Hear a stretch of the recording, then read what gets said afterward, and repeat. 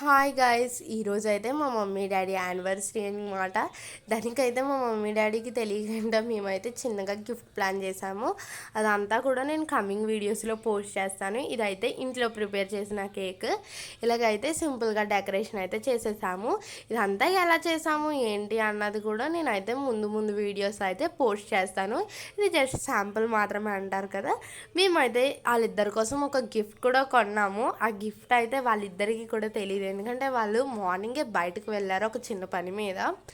ఇంకా ఆ పని ఏంటి, అసలు మేము ఎలా గిఫ్ట్ రెడీ చేసాము, మేము ఎలా కేక్ చేసాము, అవన్నీ తెలిసేసుకోవాలంటే మన ఛానల్ని ఫస్ట్ సబ్స్క్రైబ్ చేసేసుకోండి, ఎందుకంటే నేను రాబోయే వీడియోస్లో అదంతా పోస్ట్ చేస్తాను.